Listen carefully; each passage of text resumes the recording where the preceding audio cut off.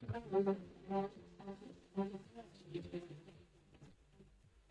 everybody, welcome back to the Echoes of Europe. What can we say? The Champions League is back. As we recorded next week. Today we're going to look at the round of 16 ties, talk about some of the previous meetings between the teams, some of the little storylines and nuances that link the clubs together. But before we get into all that, I've got to ask Tim, what shirt are you wearing today? Do you want to have a guess? But you can start with the team if you want, mate. I think it's a Liverpool kit, mate, with a Carlsberg sponsor. Well done. Do you know what season it's from? Is it a home shirt? Is it a... I would say, personally, it's a third kit because of the colour. Third kit, I don't think actually really existed much back then, so it is in a way. I'd say that's what I meant, anyway, an away kit, yeah. Yeah, it's in a way. What season, though? What season? That's Reebok, isn't it? It is Reebok. So they haven't been around fairly recently, so I'm gonna say it's a while ago. It is a while ago. I'm pretty rubbish with dates, so I'm gonna give you a decade, mate. Okay. Is it the early 2000s? Yeah, some might class it as that. Yeah. It is 04, the year we won the Champions League for the 5th time. And yeah, we wore this kit in the last 16 back then against Leverkusen. Obviously, we're not playing Leverkusen this time, but I'm just, one, I really like this kit. It is recreated. The kit at the time doesn't fit me anymore because I was 11. And I've grown about a foot and a half since then and grown in other ways. And so, yeah, it's an absolute boss kit. It's got Alonso on the back. Absolute Spanish legend. Is it a coincidence that I'm wearing an Alonso shirt the night after Liverpool have lost the Wolves? I'll leave you make your own minds up for that, or I'll tell you at some point, but it's not really a coincidence. So yeah, at time of recording to date this episode, we have just lost the Wolves. So yeah, this pod is going to cheer me up, which I can't wait. Scott, I would ask you what shirt you're wearing. Give us a show on cam. Lean back a little bit. Oh, lean back. But I bought it for you.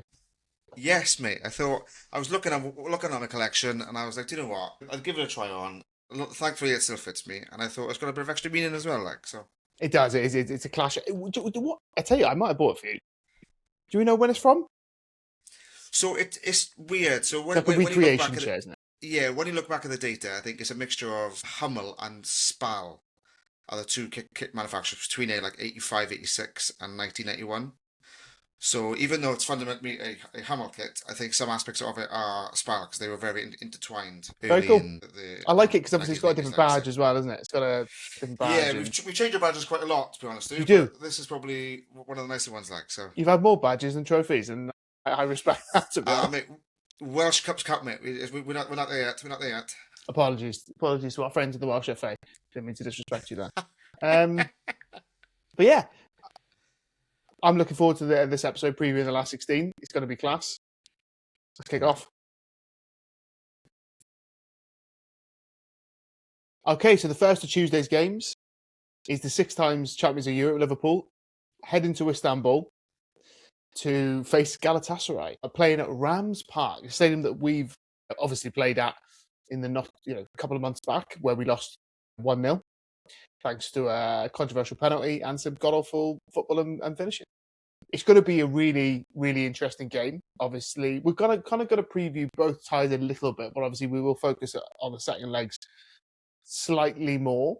But we are going to look at it maybe as a whole, I would say. And the reason why I say it is because today it's come out that Galatasaray fans are not going to be allowed to go to Anfield, which is a game that I am going to.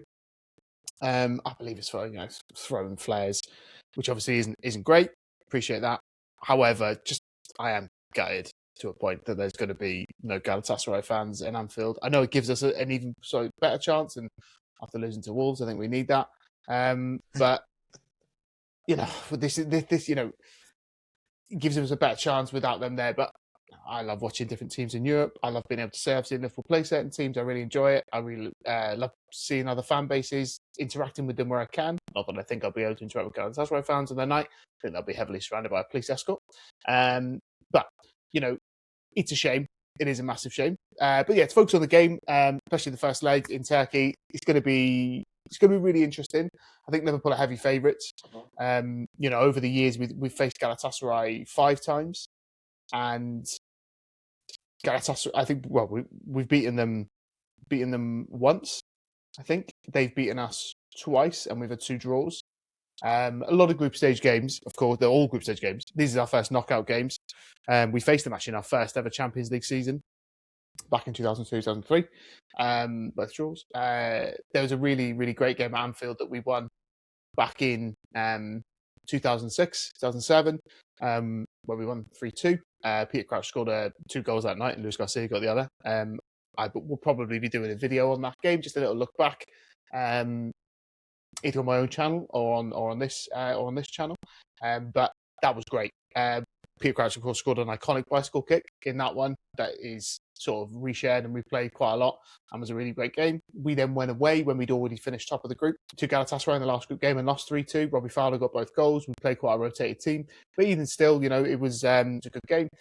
If we look back on the previous game this year, I think Liverpool did create quite a bit. I believe it was the one and only time Liverpool had Ekitike, Salah, Wirtz and Isak on the pitch together, and it was for about 10 minutes. And it's the only time I think this season that's actually happened, or at least one of the very few. So yeah, I think Liverpool will be heavy favourites. I think we will go to Istanbul and we'll need to have quite a mature performance and go from there. Before we sort of look back at some of the fun things, the fun little bits of former players, anything like that. Have you got any thoughts on the current clash? I think as it stands, I don't see Liverpool as even though they have been very good in Europe. I think they go in this with a severe lack of momentum. So I do think the first leg being in Istanbul will be difficult, and I don't think it's obviously when you look at it on paper, you just automatically think Liverpool are gonna progress. But obviously, the head to head has proven not that sort of way. So I am very intrigued, and I'll be watching very closely to see not only of the result, but how they play as well. Because I don't think it's a team that's going to be going in there full of confidence. Likewise, the same as Galatasaray, obviously, as we touched on the last episode, they're not going into this with the right sort of momentum that they wanted after that Juve loss. So I think it's going to be a good clash, to be honest. I think two teams who know getting the perfect result on night one, and I think, like you mentioned too, with no fans going to Anfield, I think Galatasaray are going to be, and their fans will be absolutely mad for the first leg in Istanbul.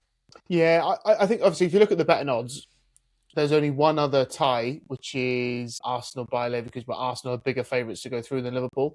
And I think part of that is Liverpool do suit playing in European football at the moment. We do suit cup competitions because in the Premier League, unfortunately, the Premier League has turned into a lot of dross, and we can't break down teams in low blocks. We can't, the physicality side of it, Liverpool haven't signed for that. They haven't signed well. Whereas in the Champions League, it's going to be more open. Of course, it's going to be a difficult clash. There's no easy games in the Champions League. I do think that there will be the right reaction over the 2 legs. And when I talk about a winner, I mean over the 2 legs. And I think it's going to be really interesting. Obviously, it's going to be a really good atmosphere. I think it's the type of game that Liverpool need. Is a difficult game because I feel like we obviously, as a football fan, you want things to believe in, you want hope, and it's the type of game that if we win, it's a game that we should win, and we don't genuinely in knockouts lose to teams that we should beat. We don't generally lose to them. We usually get beaten by a good team if we do, and so it'll be interesting. That being said, I think there's some really cool former ties, not former ties, ties between both clubs in terms of players. I was going through the sort of the list, and also my head, because I do like to do that in my head, as name former footballers that have played for both. And you've got some big names like Ryan Babel, an absolute great player that was a really good player, I think, for both teams. Actually played 246 games combined for both clubs. Was a really good player for Liverpool on his day. Scored in Champions League against Arsenal, scored some, and was unlucky really not to win anything with us, and in a really, really good team. Also had Harry Kewell, who did win things with us, including the Champions League, played in 2 Champions League finals. He also played for Galatasaray. Quite controversially, played for Galatasaray as well, having been a former Leeds player. But they also, as well, there was some random Barclaysman names like Milan Baros that have played for both. Rigobert Song, Riera, who's now the coach of Frankfurt. Dean Saunders, the Welshman, who played for both. And Abel Xavier, the blonde-headed Portuguese. Ozan Kabak, our Turkish centre half from the COVID years, as well as Brad Friedel, the American goalie. So I think there's some really cool like former player ties, some Yeah. very like Barclaysman, like you sit in a pub or with your mates and you try and guess the former players. Any particular favourites from those former players for you, Scott? I mean, when you think, you think of certain things when you think of Ryan Babel, don't you? So I think he came across as quite an eccentric character Oh yeah, with haircuts and chaos.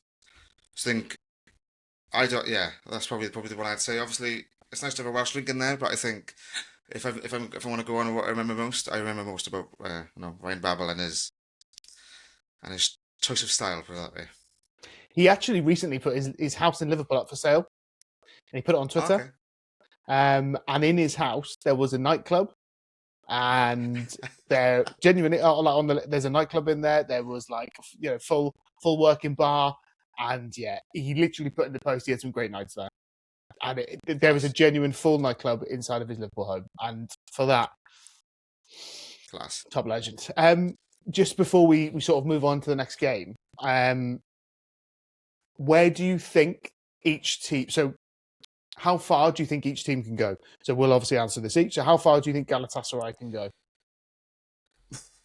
I think it's difficult because obviously we've touched on the last episode. The pedigree on this side of the draw is far exceeding the other side. So when will you play? Who's the next game after this? If Chelsea you PSG. progress? Chelsea PSG. That's correct. I think Liverpool could possibly get past those two. I don't think they do. So I think the quarterfinals will be the Galatasaray ceiling, and I think potentially the semis are yours at the moment. So for Galatasaray, I think their ceiling is the last 16. I think it would be a miracle if they went through and beat Liverpool. It would also be a phenomenal night for them. But I think their ceiling is the last 16. I think it's a good achievement that they've got this far. And they've got for Liverpool. It sounds weird, but if we weren't playing PSG or Chelsea, I would actually say currently in my current mood, I would say that the quarterfinals would be our ceiling. But I do have I just got a feeling that with both teams looking a bit leggy, and obviously with both teams being more attacking and Liverpool kind of preferring that, I would also agree that I think the semi-final, I would say therefore the semi-finals is currently our ceiling. I've calmed down off my hype from last week. I think Wolves has brought him back down to earth. And I think, semi-finals is our ceiling. But yeah, looking forward to the game. I can't wait to go. Obviously, I'll be talking about that a lot more sort of in the next one. But yeah, I am really looking forward to going. And I'm really looking forward to seeing, hopefully, if his back's all right, the likes of Florian Wirtz and Hugo Ekitike on a Champions League knockout night for the first time for Liverpool. And, just seeing what that could mean, because they're going to be with us more than this god-awful season. And so it could be the first, hopefully, of a few memories in positive wise in Europe that we can make. And Europe could give us a reason to believe and a reason to look into the future with a bit more optimism than maybe we currently are. Yeah. I fully get that. At the Reds. And the next game that's going to also happen on Tuesday night is Atalanta against Bayern Munich. It might not have the history of some of the other ties, but I think tactically it could be one of the most exciting. Bayern bring the pedigree and the experience, but Atalanta's aggressive attacking system has caused problems for some of Europe's biggest teams.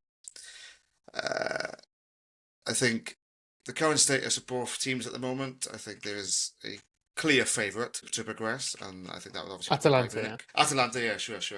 But I think if Atalanta somehow manage to turn this into an open, chaotic game, I think it could become very interesting. This is the first time both these teams have met in a competitive competition. They've had 6 previous meetings and no draws, so hopefully we're in for some exciting ties. Of those 6, Bayern have won 4, and Atalanta have won 2. Before we delve into the finer details of this, do you have any thoughts of this game before we go into it? Obviously it's not a historic clash, but I think obviously we covered Atalanta, and I think they were the boys from Bergamo, even the title of our last podcast, and a lot of praise for them. I think the boys from Bergamo are about to run into the captain of England. That's not a great tagline, but I can't think of anything better. 45 goals Harry Kane has scored for Bayern this season, I had to double check to make sure they didn't include England goals in that, and it doesn't. Because he scored 30 in the league, 8 in the Champions League, and then a few in the cups and the Super Cups and whatnot.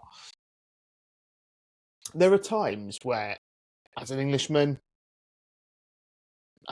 watching Harry Kane, I have been a bit underwhelmed with him. I think back to the Euros in 24, for example, and especially at Spurs with them, not winning anything, not being able to get over the line, him not really contributing at times in finals or in key matches. I think that criticism now was maybe slightly harsh based on some of the teammates around him. And he's in the Bundesliga. Yes, he's scoring goals. He's still a great league. He scored 45. He scored 8 in the Champions League. He looks brilliant. He looks lethal. He looks like he knows his body. He knows his age. He knows what to do. And he's such a threat. And he's going to be more than a threat for Atalanta. And I think obviously as the competition potentially progresses, he will be. They've also got another lad on their team who scored 19 goals this season in Luis Diaz. Lucho, I miss you. Come home.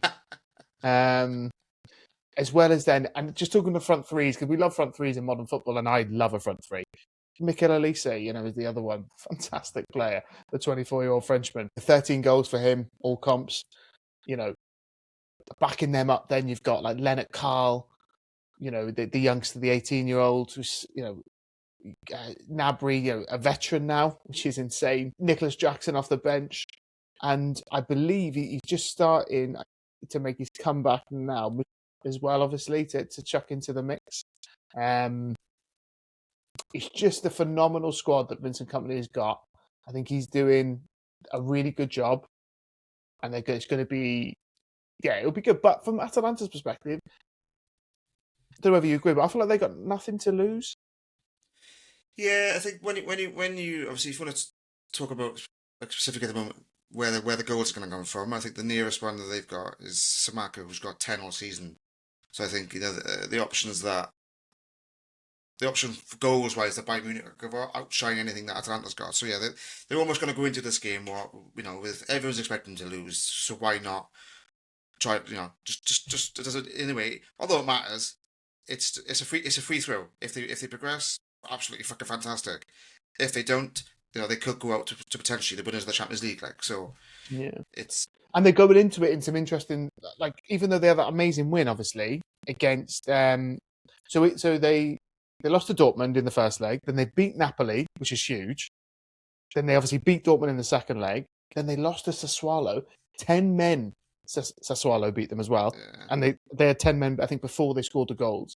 And I think at the time of recording, they are currently losing in the semi-final of the Coppa Italia first leg to Lazio. So, and they're 7th in Serie A. So I don't think they're going to qualify for the Champions League next season. I hope they get European football because I think they're quite a fun team. And yeah, they've obviously sacked their coach midway through the season as well. It'll be really interesting where they go. Any interesting former Atalanta and Bayern players? It was only really 2 that I came across that I knew when I was doing my research before obviously this podcast. And one of them was Luca Toni, a striker that played for both clubs. I think his longest spell was at Bayern Munich, and then he had a singular season at Atalanta. I believe he won the DFB Pokal and the Bundesliga with Bayern Munich, so that is a pretty good feat. And then the other do not describe Luca Toni as a striker. Luca Toni was a class striker. I cover everyone with a broad spectrum, mate. And then the other one was Mehdi Benassia. I think he played at Atlanta or came through there in the youth system, and then he spent a couple of seasons at Bayern Munich. So I believe he won the Bundesliga twice. Nice. And Luca Toni, he's just a striker, mate. That's all they are, eh? They're just a striker. Never won the Champions League, though. He never won the Champions League. So he's just a striker. But yeah, what about yourself? Have you got any other links? Absolutely none, mate. Mate. On me. Knowledge. And the next tie, we head to Madrid again to the Wanda Metropolitano for Atletico Madrid against Spurs. A tie that we did touch on briefly last time. There's only ever actually happened once. Never happened in the Champions League, Europa League, UEFA Cup. Only in the Cup Winners' Cup in 1963. It was a 5-1 win to Tottenham, and they became the first British club to win a European trophy, which is obviously quite an achievement back in the day. It's going to be a very interesting tie. I think both clubs are going to be really happy that they got each other. I think both could be relatively happy. Obviously, both could have got Galatasaray. Atletico could have ended up getting Liverpool, so they'd be happy they got Spurs. Whereas obviously Spurs could have got Gallas, and maybe they'd be slightly more unhappy. But it feels like something they could both do. I do expect Atletico's nous, knowledge, experience, and quality to help them progress. I think it will be a really good tie, though. I think it'll be really close. I think it'll be one of the closest ties, maybe, which will be really, really interesting. Second leg, obviously, is at home at the Tottenham Hotspur Stadium. It has some really cool nights. They definitely do their best. It is not an intimidating stadium. It's a pain in the arse to get to, tube-wise and train-wise, but I don't think that will affect the players. Leave. And leave, yeah. Oh, God, it's worse leaving, isn't it? But yeah, PTSD there for me, Scott, but that's fine. We'll move on. Yeah. I think there's some interesting, quite random links between. Obviously, Conor Gallagher faces his former club months after he's left them. Yeah. Why he's made that move is beyond me. Clearly just wants to be back in the Premier League and thinks it would do his World Cup squad chances better, I think, would be behind the move. But they've had legends, I would say, for Spurs, Toby Alderweireld, someone who didn't work out for him at Atletico because then he went to Southampton from there and before he went to Spurs, but obviously was such a good centre half at Spurs and was, you know, if he would have been at a different club, he would have won some serious titles. Yeah. You've also got Reguilon, who played for both. Not very long for Atletico. I think he was on loan from Spurs to Atletico at one point. You got Kieran Trippier, who was definitely more of an Atletico legend to a point. I think they loved him there. I think I've heard a story that Simeone called him Rooney, was his nickname, for the Bury lads. And yeah, at Spurs he was behind Kyle Walker quite a lot. Was in quite a good lot of rotation, and left, which was interesting. And then, there's also a couple of random ones, like Clement Longley, played for both of them. Completely forgot he was at Spurs. Same. And then Matt Doherty, who played 2 games for Atletico Madrid. Mad. Mental. Mad. Mental. But yeah, any thoughts on the game yourself? No, I think it's going to be interesting to see how both teams set up going into the games. I think if you want to think of like who has the edge, I think you touched upon it with the European experience and Neust and Atletico Madrid. I think it will be interesting to see how Simeone sets up over 2 legs. Obviously, based on the last couple of games, Based off of their semi-final that they've time. just had against Barca, mate, where they're 4-0 up and then they've played the second leg. They've gone through to the Copa del Rey final, but they've lost 3-0. And it'll be this is their Atletico team that is a lot more attacking when they want to be, but also a lot more open. So it'll be I agree, it'll be really interesting. Do you think he'll change his approach for this one, or because it's the 2-leg tie, like the previous one, or do you think he'll go to what he knows best and sit deep and then counter leg? So I think he'll try and win the first leg and then see it out second leg. I think that's almost his approach quite a lot of the time. I think he's not fast on winning it by a big margin in the first leg, as it's at home. I think he'd take a 1-0 if you offered it to him now. I think he'd take a 1-goal lead, 2-1, etc. I think he'd then look to frustrate and play for the draw in the second leg, or nick it on the break with your Solafs and your Alvarez's and your Griezmanns and your Simeones. I think it's going to be interesting. Who do you think is going to win over the 2 legs? It's a tricky one, isn't it, really, if you think about it? Like, we all know Spurs are Spurs, and Spurs are shite, but it's... Oh, you're throwing the shade on the Spurs this I week. thought I carried off from you last week, mate, I mean. But I think, obviously, they're under new manager, they are playing a little bit better. I think second leg at home... They're still losing games, but yeah. They're still losing games, but it's a bit more fun now, isn't it? And I think with the chaos that we've seen from Atletico this season, I think it's a toss-up. It's one of them games, like you mentioned, just as you started, it's very close to call. But if I had to pick a winner, I always go with experience. So at the minute, I would say that Atletico Madrid go through to the quarterfinals. I think Atletico go through. Okay, so what's the ceiling for each team? How far do you think each team can go in the competition? I would say Spurs, for me, I would say that the furthest they can go is the quarter-final. And I would actually say the same for Atletico. I I'd think agree. both the I'd furthest agree. they Yeah, could go is the quarter. yeah, we are in full agreement. It's not very often that happens. Not very often, but yeah, I'm looking forward to it. I do actually quite like Spurs, and if they won, I wouldn't mind. I think they're a good English team, and they've got a nice fan base, Yeah. and they could really do with some cheering up this season. And also, wouldn't it be funny if they won the Champions League and got relegated? I think that would Well, be quite funny. that's what we need to do. That's what we need to remember. They are currently in a relegation battle, like, which is mad to think about. It'll be the best stadium in the Championship next season, like, so if it happens. It'd be really interesting, actually, to ask the Spurs fan: would they rather win? Would they take winning the Champions League and being relegated? If it, okay, now imagine I that. think Now. they should take that all day long. I think they should take that all day long because Really? they're never going to stay down. They're never going to stay down. They'd come straight back up. Nah, mate. Hull would smash them. Swansea would Yeah, smash they them, mate. probably would, but they'd still go up with a record amount of points. I think for them to win, you've got to remember as well, and I don't mean this disrespectfully, but Spurs live in that weird microcosm with Arsenal, and if they won the European Cup before Arsenal, in a year that Arsenal are going to win the Premier League potentially, Yeah. It supersedes that achievement, doesn't it? it doesn't matter. They go honestly, teams go down, mate. Man United have been relegated. Man City are basically a League One team still. Like I teams mean, go they could down all be the time, they could be going back there, mate. You never know. They could be going back there. and that's a different pod. But yeah, looking forward to the next game.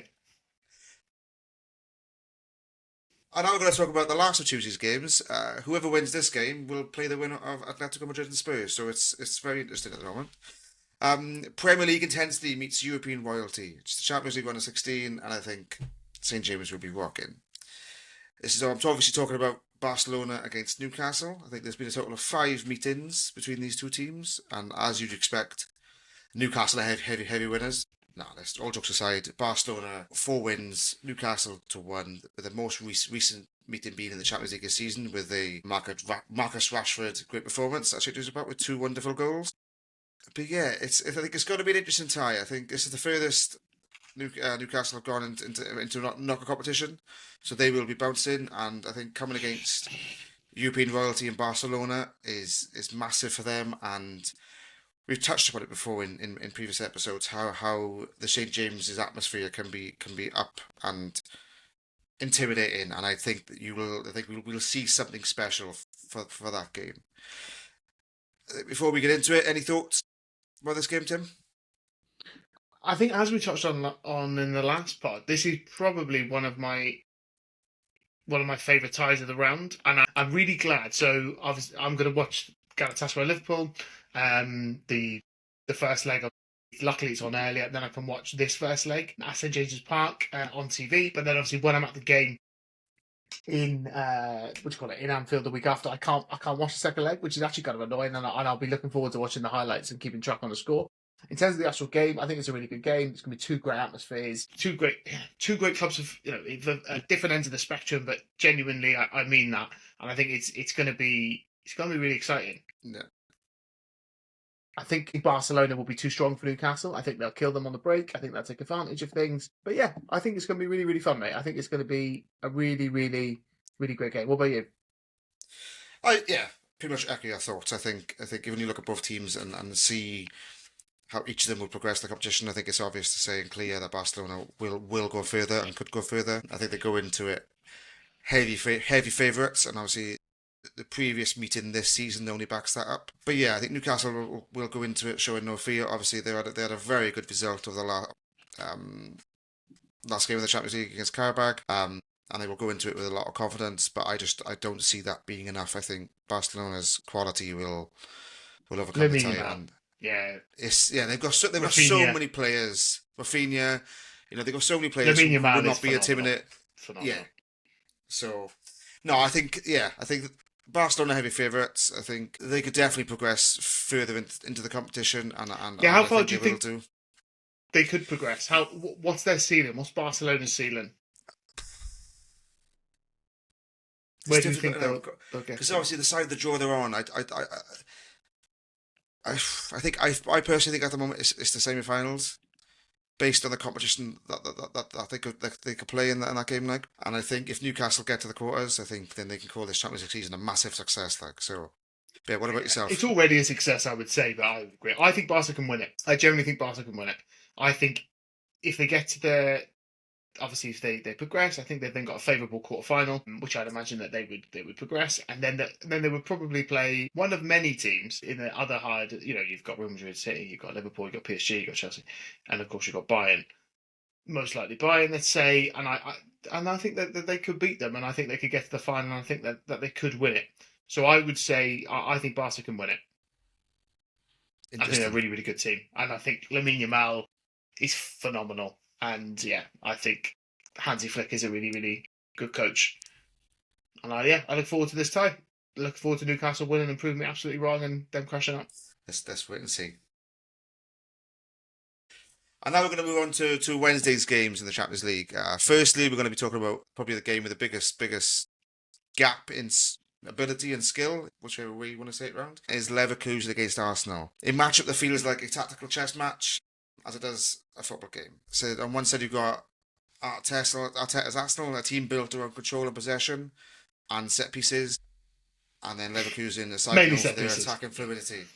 I mean, mainly set pieces, attacking fluidity and dangerous transitions. I think what makes this tie interesting for me is how rarely these have met before. I think I can only find that they've met twice in the 2001-2002 Champions League season, where Arsenal had the upper hand. I think they drew away and then they won 4-1 at home.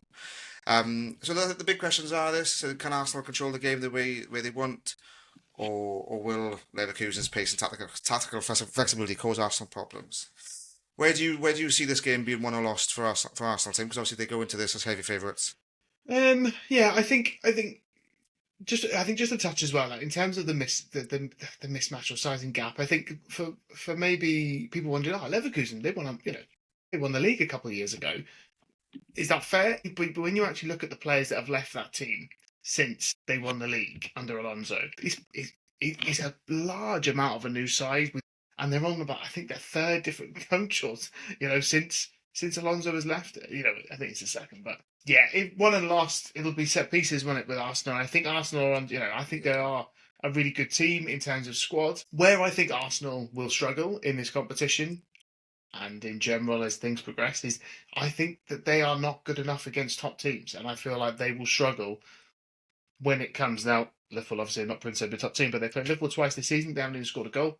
They didn't beat Manchester City. They've lost to Man United and beat them once. They've beat Spurs in the derby and they've smashed them twice. So fair play.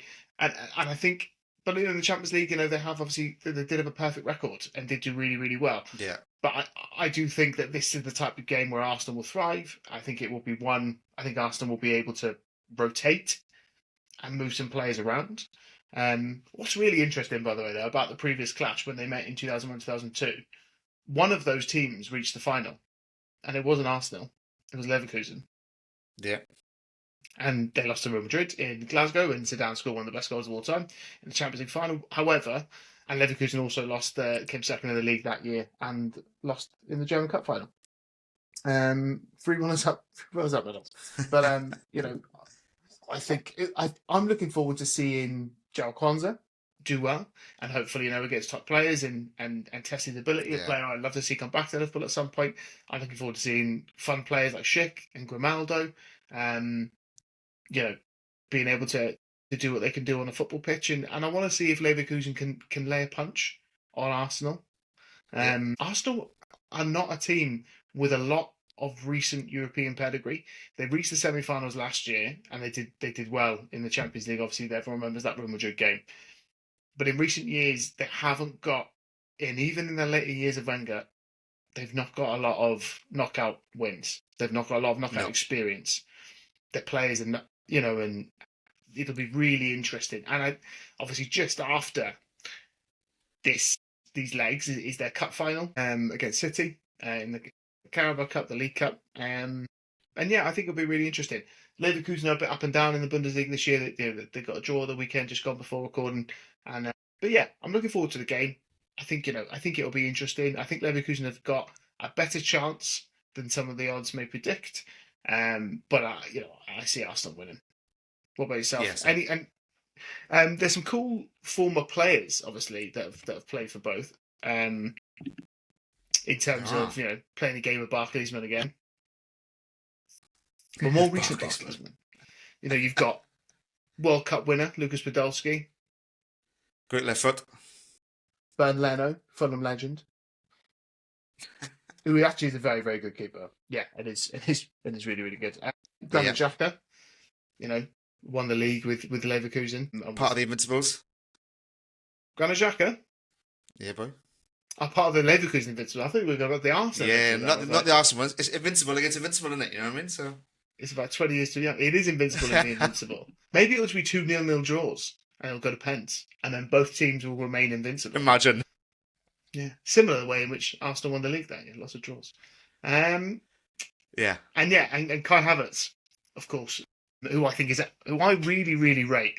I really like him. I think he's a really, really good player, and I think he could have a big part to play if Arsenal go on to have a ridiculously historic season. And they are the best team in England, Arsenal. They are, because they are playing the league based on what is around them, based on the strengths, based on the current league.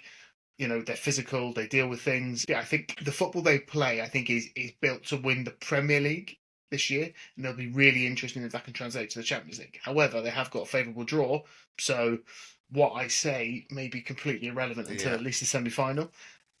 What's the ceiling of each team? How far do you think each team can go? I don't think Leverkusen can get past the last 16. I'll start with that.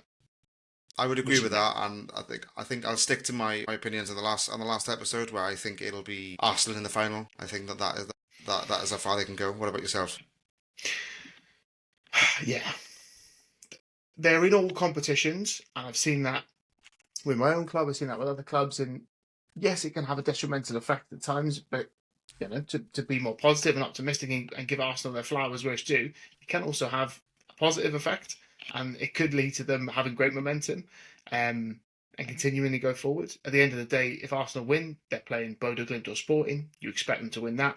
And then if they win, they'd have a semi-final against Barcelona, I think actually it would be. And so, if the favourites won, which I think would be a hard game. So I'm going to say that I think Arsenal's ceiling is winning it, which is obviously the highest ceiling you can have. Do I genuinely think they're going to win the Champions League this season with the amount of outfield goals, with Saka not looking at his best, despite the fact he scored a fortunate goal on the night recording again against Brighton? I don't think whether it's Barca in the semi or Bayern or whomever in the final, I do not think Arsenal are going to win the Champions League. Yeah, I think it's tricky at the minute, because obviously there's been signs over the last few years that they've been the almost team. So it's whether there's a lack of belief for most people at the minute that they can finally get over the hurdle. So I think until they do that, then you can't really count on them to win it. You know what I mean? But I do think they'll get there, and then it's just a game of the final end to see what happens. I do not think you can win the Champions League playing like they do in the Premier League. I think you can win the Premier League, which obviously you can win a league, be consistent. Yeah. I don't think they can win the Champions League. It's a different game, innit? You know what I mean? So it's a different game altogether. I think when they come up against real quality, I look at the games that I've watched them most intently, which is Liverpool 1-0 win at home for us and then 0-0 draw away. If we played them, and I wish we were on their side of the draw over 2 legs, I think we'd knock them out. I think City would knock them out if they were on the side of the draw. Now neither of us are on that side of the draw. We're not. So therefore, and then it's a one-off game, and Arsenal could then frustrate, and I could be left looking silly. I think Arsenal will win the Premier League. I will say that on our pod. Yeah. So I definitely rate them. I think that they could also win the FA Cup, and they could win the League Cup, etc. And of course they could win the Champions League. But if I had to give my take right now, I do not think that they're going to win. But I do think that they will probably reach the final. So that's kind of a weird juxtaposition to be in. But we'll sort of go from there.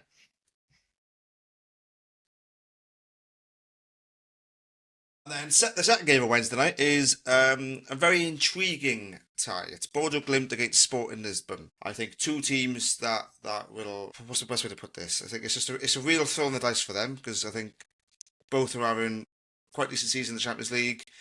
We've obviously covered Bodo Glimt a lot in this podcast because they're having a remarkable season in the Champions League. So yeah, it's really interesting to see how this game will play out. I think on paper it might look like a classic underdog story. But I think Bodo Glimt have already proven and shown this season they are far more than a surprise package. I think standing in the way in Sporting, sort of one of Portugal's most historic club and a team packed with European experience. I bet, not of but yeah, it's going to be a really interesting tie. Obviously, there's not much history between the two. I think the only notable past meeting is like 2 3 years ago in the Europa League, where Sporting won 2-0 away. So I think that there's not much to go on when you think of coming into this tie. So I think it's one of those rare Champions League ties where there's absolutely nothing between them at all.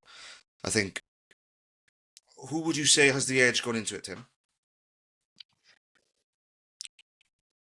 What a question, because Sporting Lisbon, I feel like we've got to give them credit for finishing the top 8. We've got to give them Yeah, credit. yeah, As in, because the natural answer is Bodo Glimt have just won 4 Champions League games and, they've beaten Man City, Atletico and Inter Milan twice, and you've got to say, they're on a high. They're absolutely bouncing into this. yeah. What a bunch of lads. What a bunch of Norwegians. Arctic Circle warriors. Ice Road truckers. Good show. Napa jewelry wearers. Vikings. The Vikings. Skull. That's Icelandic. Something like his mate. Yeah, true, it is Vikings. Upper NFL. But yeah, I'm not answering your question. I think they're both, I don't know. You'd say Bodo's got the advantage, but I think the Sporting Club de Lisbon deserve their credit. They've just beaten Porto in the Portuguese Cup at the weekend. I think it's going to be a tough one. What about you? What do you think? I think a lot of like you just mentioned it. I think a lot of people at the present moment in time are sleeping on Sporting because of the hype is all around Bodo Glimt. Sleeping, I like it. Thank you very much. Because obviously, because of what Bodo Glimt have achieved, recency bias always dictates Yeah. the current narrative. So I think people are looking into this game, going, they've just beaten Inter. Surely they're going to beat Sporting Lisbon, but it's never as simple as that. So yeah, I think to me it's a real toss up. I think as it stands, it's a successful Champions League season for both of them. Either one of them will get through to the next round, and following the pattern of this episode where we discuss how far teams can progress, I think the maximum both teams can progress is the next round, because they will not get further than the quarterfinals where the other teams have got to play. So I do think whoever it is that goes through, I personally think it'll be Sporting Lisbon. But I think their ceiling is the next round. What about yourself? Yeah, no, I am going to go that both their ceilings are the quarterfinal. I think people are sleeping on Sporting Club de Lisbon. However, I can't go against my boys from Norway. I think Sporting have got some, Luis Suarez for them, not the same. Is scoring loads of goals. I think he's got 30 all comps. I think, he's looking like a really good player. He may be 28, but he's doing really well. I really like Pedro Goncalves for Sporting, but I just think I think Bodo Glimt will win the first leg, and I think they'll see it out in the second leg in Lisbon. I genuinely feel like Sporting won't know what's hit them. Maybe I'm wrong, because they've played them obviously in the recent Europa League past, not future. That would be in the future, in the past. They're two very different things. But yeah, I definitely. I'm gonna go for my boys from Bodo. My boys from Glimt, they're not from Bodo, but yeah, There we go. we'll go from there. It sounds good. Boys from Bodo. That's like a TV series, that is. Are there any notable former players, mate? I mean, I don't think so. Nothing I can think of. What about yourself, Tim? Did you manage to? No, answers on a postcard. Please send them in if you know if you know anyone. The spoke of both that we're overlooking. No one comes to mind. Great tie, one of the ties of the round. Two clubs obviously that faced off in the World Club Cup final. In the summer, Chelsea of course came out on top. On that occasion, they were 3-0 up, I think, at half time, and ended up winning 3-0, I believe. It was a really good game. Couple of goals from Cole Palmer, João Pedro.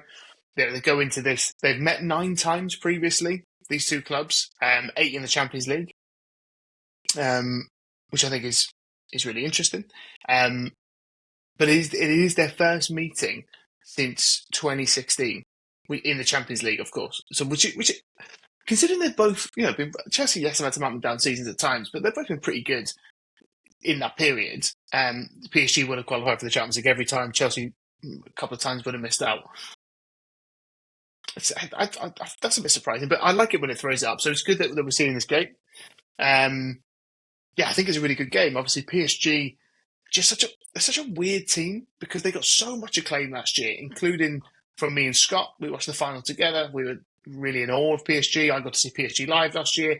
I think I literally would have said to Scott and to other people, they are one of the best teams I've ever seen live. Yeah. Ever. And I've seen a lot of the good teams throughout the last 20 years of European football history. And they were blinking good.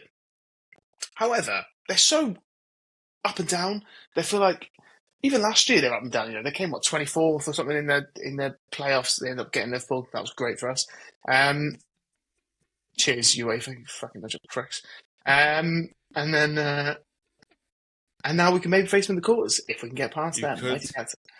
Yeah. So, but either way, I think it's gonna be a great tie. Really, really nicely matched. I think Chelsea are sometimes better than their press, also a little bit worse than their press. I expect PSG to win, but that's probably based on the fact of how good they were last season as opposed to how good they are this season. Yeah. Which I thought was really interesting. What sort of thoughts do you have on the tie, mate? I think it's the third time they're going to meet in the round of 16 in the Champions League, and the previous two times PSG have gone through. Obviously, there's been some drama between the two as well, with I think teams progressing for 2 seasons. Away goals, isn't it? Away with the away goal rule. Obviously, that's gone now, so it's interesting. Rest in peace. Obviously, rest in peace. The away goals rule. I think Chelsea gone but not forgotten. Gone but not forgotten. Yeah, Chelsea under obviously new management, which happens quite often with Chelsea. But yeah, it happens quite a lot. But yeah, I think Liam Rosenau, he's having a good spell at the moment with Chelsea, and you can't fault the job he's done. But obviously you touched upon it a few times about how long these two club seasons have been.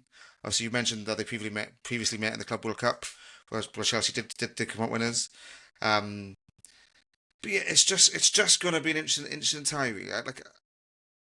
You can't look back at the Club World Cup and think the history will repeat itself. I do agree with you. I think PSG's quality will outshine Chelsea. I agree. But yes, it's going to be interesting to see. Obviously, Chelsea with a different manager since that final, so we don't know for definitely what happens. But I do see PSG progressing. Yeah, I would see PSG progressing as well. I will caveat that and say I think Chelsea got a really good chance still. And it is worth noting, Chelsea, have got European pedigree. They've had European pedigree now for the last 20 years. As much as I would mock them before, say they have no history, they've got history now. And they do well. And they do well in cup competitions. They go far in every cup, pretty much, that they're in. Yeah. And I think that can't be ignored. There's some cool former ties as well between them both. Before we touch on some of the players that we normally would, they've got loads of former managers. Carlo Ancelotti, Thomas Tuchel, Pochettino. Yeah. To name but a few. That may be the extent of it. But yeah, I think that's... And Luis Enrique is someone that Chelsea, I think, have looked at quite a number of times. So that's really interesting. Former player-wise, the notable ones. The first notable one I want to pick out is David Luiz, who I think is maybe remembered for worse than he was because of his end at Arsenal where he just kept getting sent off. He had stupid hair. Yeah. And people think of that image of him crying after Brazil lost 7-0 to Germany. So I think he was much better. I seen him score a screaming free kick. He scored belting, for a centre-half, he scored belting goals. I think he was a really good player. However, when he was actually at Chelsea, I think he was then slightly overrated. So it's like, I think there's a weird balance. I think he's underrated because people just remember him being Sideshow Bob. Whereas I think actually at Chelsea, I think sometimes he got a little bit too much hype. But I think for a player and his contributions, class. Won the Champions League with Chelsea, had 2 spells, obviously played for PSG as well and did well there, which is interesting. But then there's some players who have maybe, you got Thiago Silva, who of course captained. I'm pretty sure he captained Chelsea as well as PSG, but Yeah. did so well. Managed to Well, win the Champions League at Chelsea as with well. Chelsea, yeah. Then you've got players that maybe did more for one club than the other, like Claude Makelele, a great of the game, probably more remembered for Chelsea than at PSG. And same really for Nicolas Nelka, although he came through at PSG and tore it up. I'd say, he's arguably more remembered at Chelsea. One of the great players who hasn't won, who didn't win the Champions League with either of these clubs, but of course won it with Real Madrid back in the 90s.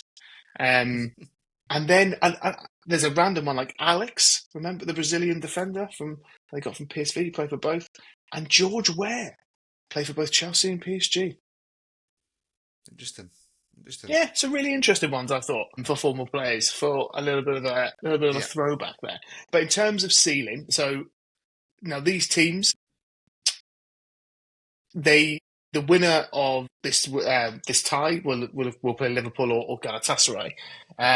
What's the ceiling for each of the teams? Of course, they're on the hard side of the draw. So then, if they got to the semis, they would be against your Bayerns, your Real Madrids, your Cities. Obviously, they would have had to have gone past potentially Liverpool to get to there. So, what's the ceiling for each of these clubs? How far can each of these go? You've touched upon it. I think during the later stages of this tournament, I think we'll truly see how much length they've got in their legs, and I think that's a big factor that you cannot overlook when it gets deeper into these tournaments. And obviously, the stress gets higher, everything, the intensity gets higher. That's when you'll truly see how much you've got. So I think at the moment, whether it is against Liverpool or Galatasaray, I see both of those two teams being able to overcome these two teams. So I think that for me, their ceiling is probably the quarterfinals. Sorry, not quarterfinals. Yeah, quarterfinals. Quarterfinals? Yeah, quarterfinals. I think Chelsea's ceiling is the quarterfinal, because I think if Chelsea beat PSG, I'd imagine that they would lose to Liverpool, personally. No. And that's where I'm at. I think PSG's ceiling is the semi. And I will say that for the legs reason, but I would also say that if they come a hard game against Chelsea, they then have a hard game maybe against Liverpool or Galatasaray. They then have another hard game in the semi-final against maybe Bayern, maybe Madrid, maybe City, maybe Liverpool because they'll knock them out. I feel like that's just too. It's just so many hard games, and I'm not sure that I don't know if they've just got that sprinkle. Now, last season they grew into the competition, and they of course could do that again. So I think it could be potentially naive for you to say quarterfinals and for me even to say semi, but we'll call it as it is, as we see it right now, from our perspective. The PSG fans' atmosphere, that's not actually something we've really touched on for these two. I think Paris is always rocking. It'll be class. Stamford Bridge will be like a morgue. So, they will turn up and they will make it decent. And it will be decent by their standards, of course. Not by actual real football atmosphere standards. Yeah, and I think the benefit for PSG at home is that the away fans will find it difficult to actually watch the game in the stadium. So I think it could be like a massive advantage for them. You know what I mean? So yeah, could be huge. The next game, another potential for tied around Real Madrid, Man City. We've not seen this before. It's like we see it every year. However, for sides that had never met until 2012, for them to have met 15 times in this competition in that period is quite impressive. I think it shows how good City have been in that period. Of course, Real Madrid have been ever present in the Champions League. They've qualified for every single knockout since it was introduced, and they got rid of the second group phase after 02-03. They've qualified for every single last 16 alongside with Bayern, I think it is. They played each other 15 times. It's 5 wins, 5 draws, 5 losses apiece. What's more interesting, I think, than that stat, because I think, again, just like the Galatasaray stat earlier, there was a lot of group stage games and a couple of dead rubbers in there.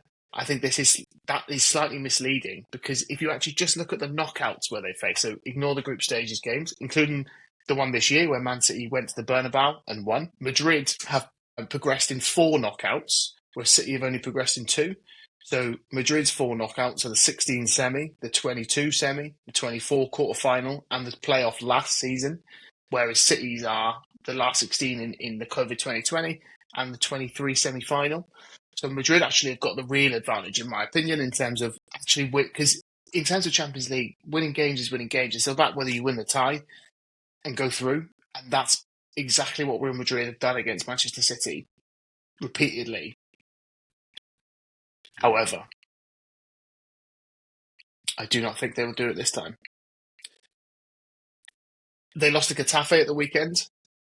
I think this is arguably the worst Real Madrid team since 2009, when, bring it back to the Reds, they got beat 4-0 by the Reds, but they also coached by Juan de Ramos. And that triggered that massive spending spree they went on, where they bring in Ronaldo and Kaká, and then they start, and Xabi Alonso, and they start the real Galacticos. The Galacticos 2, because the Galacticos 1, arguably a bit of a damp squib. They win the Champions League in 2002, but that's very early into the presidency of Florentino Perez. So yeah, I think City are going to win. I think City will be too strong for them over the two legs. I think this is a poor Real Madrid team. I think they lack creativity. Mbappe will be a doubt. Yeah. Whether he's back will be obviously a huge boost for Real Madrid. Without him, I genuinely give them very little chance. With him, I do obviously give them a lot more of a chance because he's that good. They're going to be missing Bellingham. Rodrigo did his ACL the other day. Not that I think he is prolific for Real Madrid, but including against City, he knows how to score important goals for them. He doesn't score a lot of goals, but he does score important ones. Yep. I just feel like they're going to be missing a lot. And I think, despite history being on Real Madrid's side, the second leg is in the Etihad. And I feel that will be an advantage for City. And while City are not perfect, they are. I've been. You could say lucky. I would say unlucky enough to see so many really, really good City teams live over the last decade. They're not that good. They're not that good this year. And I think I've seen much better City teams. Yeah. I've also seen much better Real Madrid teams. So I think City's team will win. Haaland will be key for them. Cherki, I think, will be big for them. Semenyo is, I think, a really big player for them. If Real Madrid can muster a win, it's going to be genuinely, I think, based off of the brilliance of people like Valverde, the creativity of Trent, feeding players like Vinicius, feeding them, their young striker, is it Garcia? Gonzalo? We're feeding some of the younger players. Yeah. What is his name? Is it Gula?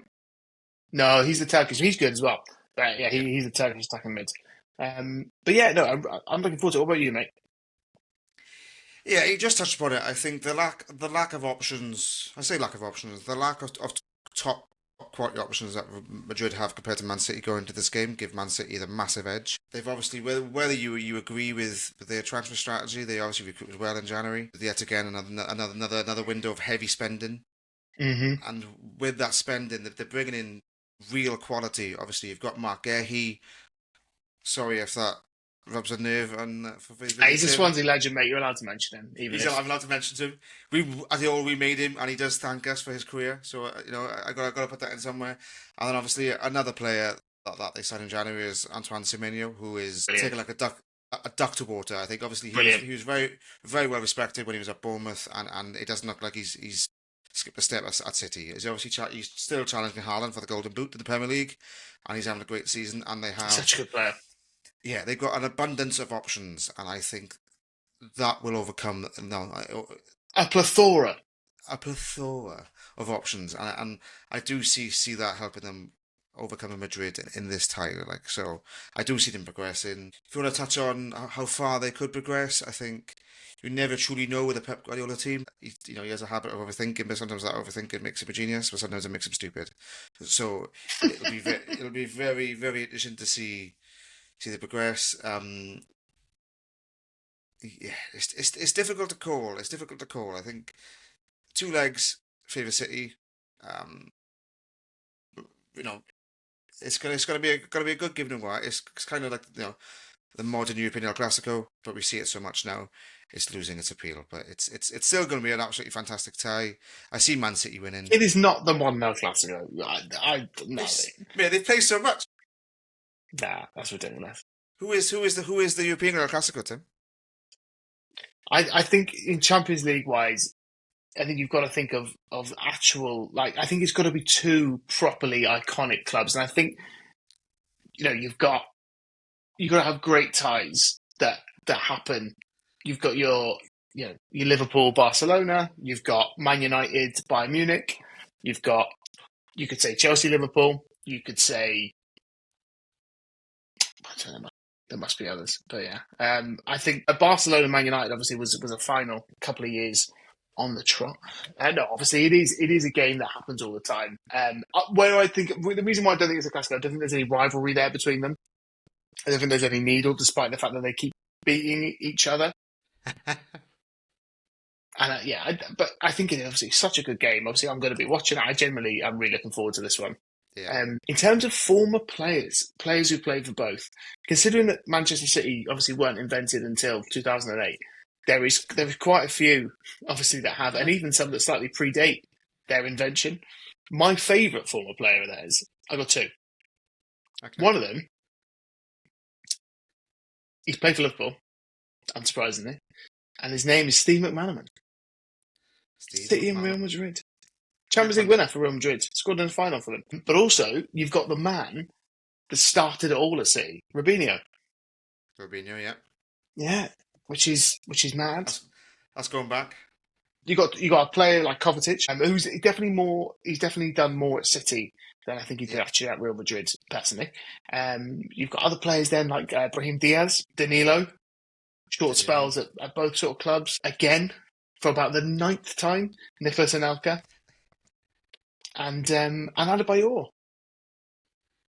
Yes, that famous goal against Arsenal. Yeah, and he had that loan. He had a loan, obviously, at Real Madrid, and when they were managed by Mourinho for half a season, or maybe it could have been a full one, but it was from City went on loan to Real Madrid. But yeah, I think listen, it's going to be a really interesting game. It's definitely a game that I am really, really looking forward to, and just sort of seeing where it goes, what happens. So yeah, ceiling wise, I think Real Madrid's ceiling is the semi, and that is based on European pedigree. Now, while I don't think they're a very good team, I think that they could get there because they're Real Madrid. Yeah, they can always win it because they're Real Madrid. Yeah, they proved in the last last few years that if he's back and Bellingham coming back for the quarters, maybe semis with fitness, we'll see what happens. City's ceiling. Now, I obviously think they're going to win this tie. So obviously that I'm going to say that their ceiling is winning it. And despite the fact I don't think it's a vintage City, if they can beat Real Madrid, that'll obviously give them loads of confidence. The Premier League title race could maybe start to look a little bit too done for them. They then could have a quarter-final against decent opposition. Who would they be playing in the quarters? These two. The keeper PSG. Bayern, probably Bayern. Really hard game. But obviously, if they've knocked Bayern out, the reason why I think they could win it is, and this is why I like to say, if they've knocked Bayern out, they've knocked Real Madrid out. Yes, obviously they'd then be up against maybe PSG, maybe Liverpool, maybe Chelsea. But you've beaten Bayern and Real Madrid. You kind of go in. Yeah. We might as well go and win this now, guys. And then if they played Arsenal in the final, I think they'd beat them. I think. Yes, he overthinks finals at times, but I think he'd win it. I think I would agree with everything that I said. They could. It's good logic. I think it's good logic. If they can progress, if they can build at the minute, if they find themselves in the semi-final, I think that they win it. Yeah, I cannot see them beating Bayern Munich. For me, no, but I think Bayern Munich make it all the way. And I'll throw my hat. I would agree. I think Bayern Munich win the Champions League this season. Bayern Arsenal final, I would say Bayern Munich win as well. I would agree. I think they've got so many options, but you can't disagree with what you said there. That if somehow Man City get past Madrid and then somehow Man City get past Bayern Munich, you've got to feel that they'd have enough in them and to beat the likes of Arsenal in the final. So yeah, it's going to be an interesting tie. It's something that we're definitely going to look forward to. Something we're definitely going to look forward to reviewing after it's done. And can't wait, mate. I can't wait. It's going to be so much to go through as well. It's one of those ties as well that delivers iconic goals. Benzema, so many goals. De Bruyne, So many goals, and they've actually something like 26 goals to Madrid, 25 to City, or something like Yeah, that. it's so many goals. Like, so it's gonna But yeah, be.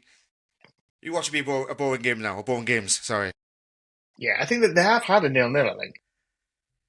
Yeah, mostly But loads of yeah, no, goals. it's going to be really good. It probably is. I know we've said, I mean, in this podcast, we may have said all 8 ties are the tie of the round, but this one might be. Yeah. We'll find out. And now that we've given our opinions on all the 8 upcoming ties in the round of 16, we're gonna have a bit of a quick fire. No thinking. Say the tie. Say the winners of that tie and who progresses from moving forward. So, Tim, Galatasaray, Liverpool. Who goes through? Liverpool, Interesting. I agree. Atalanta, Bayern. Bayern, Same. Atletico Madrid, Tottenham Hotspur. Atletico Madrid, Same. At some point, I will disagree with you, mate. Newcastle, Barcelona. Barcelona, Barcelona. Leverkusen, Arsenal. Arsenal, Bordeaux, Glimt, Sporting. Bodo Glimt, Sporting Lisbon. We've finally got one. PSG, Chelsea. PSG, Listen, I'm going to go Chelsea at the moment. And then finally, the last one of the round of 16, Man City against Real Madrid. Man City. Interesting. It'd be interesting to look back at these now once this runs done to see how. Who do you think, Man City or Madrid? Quick. I'll go Man City as well. Man City as well. Oh, yeah.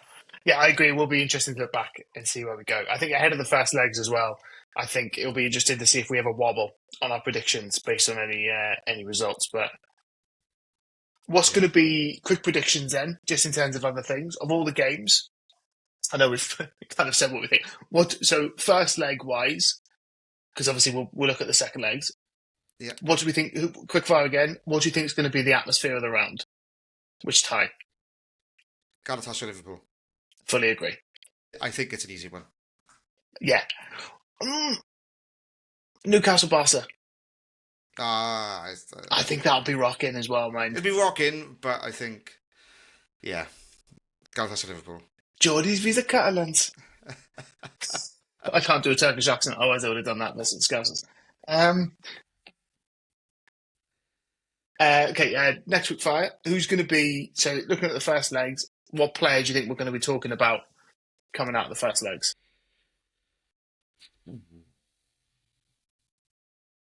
Harry Kane. I'm going to go Lamine Yamal.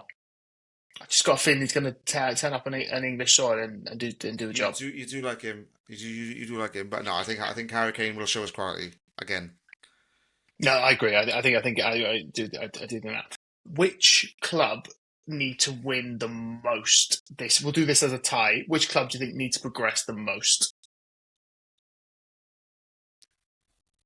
I would say Liverpool. Yeah, and I don't think you agree with that, but I don't disagree. Obviously, I agree. Yeah. Yeah, I think in the current season, I think there's nothing.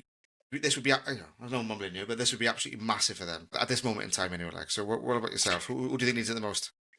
The answer is Liverpool, because if he loses, he gets sacked, I think. Okay. Because I feel like you're then in a position where there's just disarray. Whereas he wouldn't get sacked. No, he wouldn't. What I mean is he would definitely lose his job in May. That's what I mean by that. Yeah. Like, but in terms of, just to give an alternative answer, I think Arsenal, because I think we've all been there as fans. As a fan, look what I can relate in terms of you have to strike when the iron's hot. This is their time. They are favourites to win the Champions League. This is their moment.